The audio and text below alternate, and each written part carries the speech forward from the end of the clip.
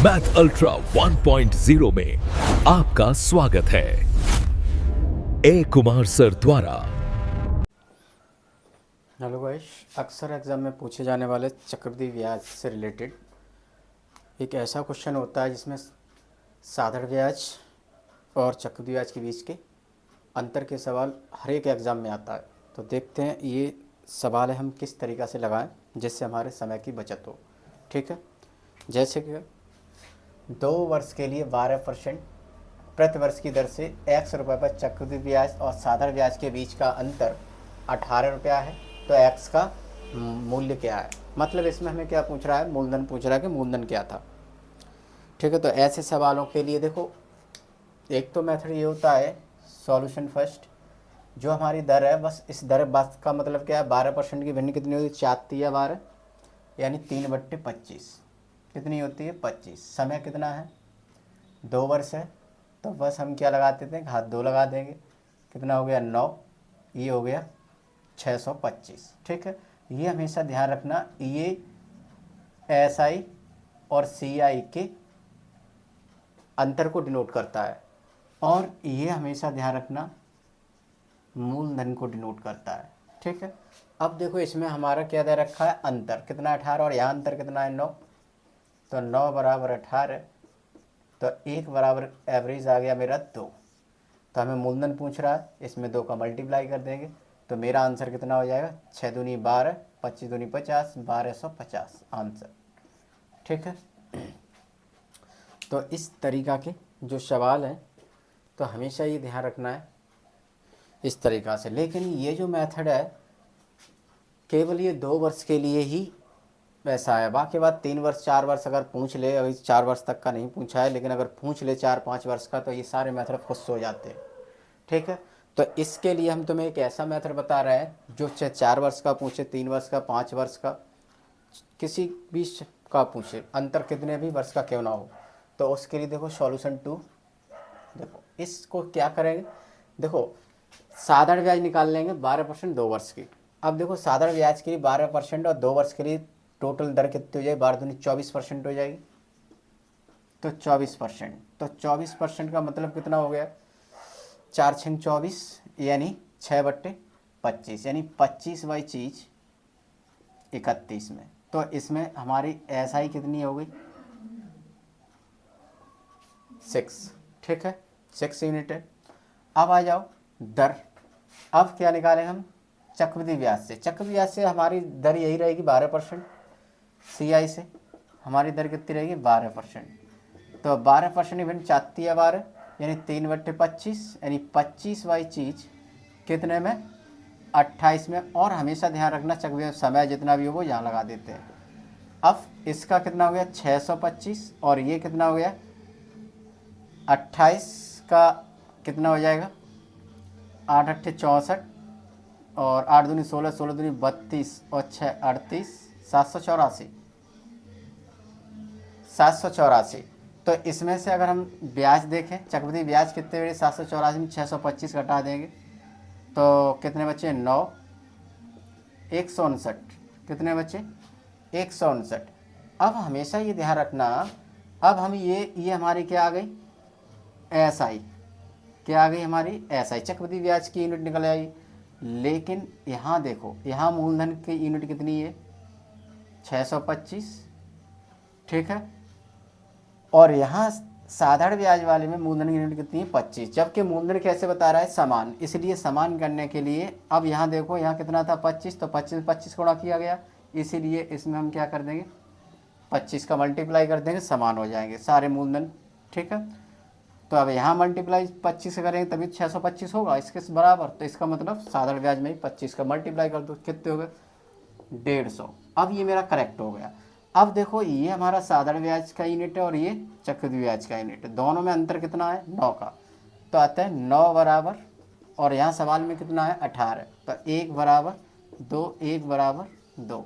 अब हमें क्या पूछ रहा है, मूलधन। मूलधन हमारा क्या है 625 अर्थात 1250।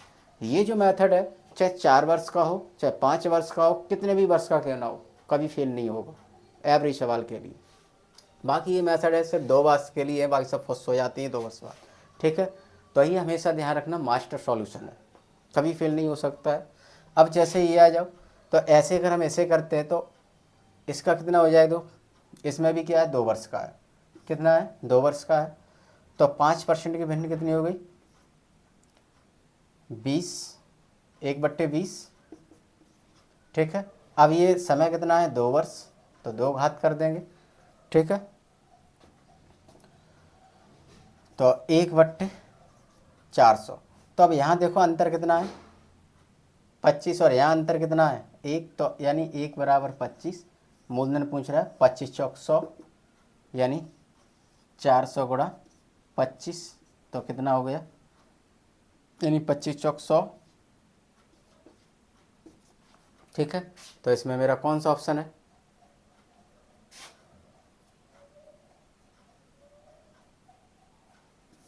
ये, ठीक। तो इस तरह के सवालों के लिए इसमें क्या 1 0 कम लग रहा है, हाँ 1 0 इसमें मिसप्रिंट है,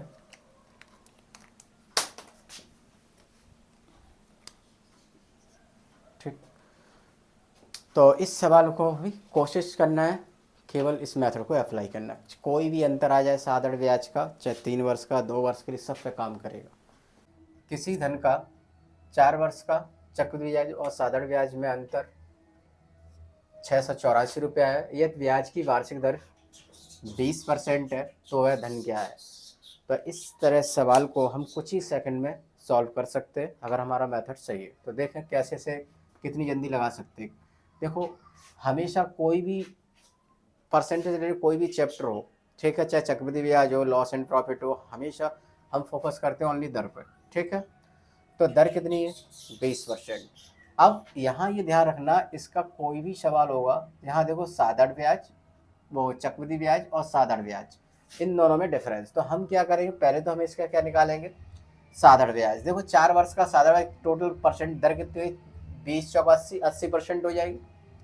तो अब हम साधारण ब्याज से देखेंगे 80%, और 80% की भिन्न कितनी हो जाएगी 20 चौक 80, तो 4/5, तो अर्थात 5 वाली चीज 9 में, ये हमारा मेरा क्या होता है मूलधन, और ये हमारा क्या होता है मिश्रधन, और इसमें से मिश्रधन में से मूलधन घटा देंगे तो कितना रह जाएगा, ये हमारी क्या निकल के आ जाएगी SI, यानी साधारण ब्याज की यूनिट, ठीक। अब उसके बाद CI की दर कितनी, CI की दर वही रहेगी प्लस 20%, 20% की भिन्न कितनी होती है 1/5, तो 5 की चीज 6 में।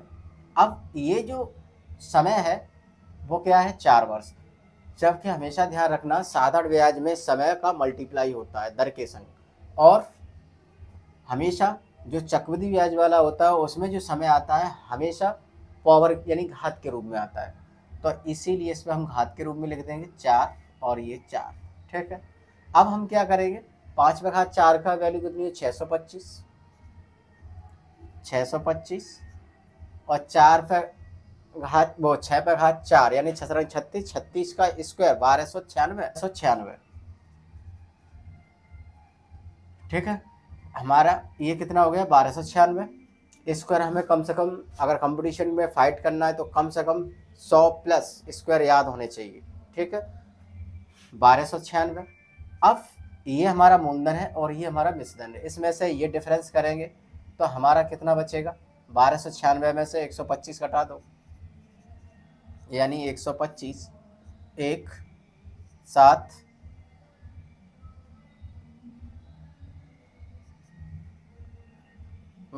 625, सॉरी 625 घटाना है तो कितने बचे 671, ठीक है 671। तो ये हमारा कितना है 671, तो अतः ये हमारा क्या निकल आया CI, क्या निकल आया CI। अब हम बात करते हैं, अब हमेशा ध्यान रखना यहाँ देखा है जो धन है, धन तो सेम ही है, मतलब वही धन साधारण ब्याज के लिए और वही धन SI के लिए, तो अर्थात यहाँ हम देख रहे हैं कि धन कैसा है अलग अलग है। यहाँ पर कितना है 625 हो रहा है CI से, और यहाँ 5 ही हो रहा है। इसका मतलब इसको पहले हम बराबर करें, बराबर क्या है, तो इसमें हमें कितने का मल्टीप्लाई करना पड़ेगा, यहाँ घात कितनी है 4 और यहाँ घात कितनी है 1, कितनी कमी है 3 की, यानी 5/3 का मल्टीप्लाई करेंगे तो 5/3 का मतलब क्या होता है 125।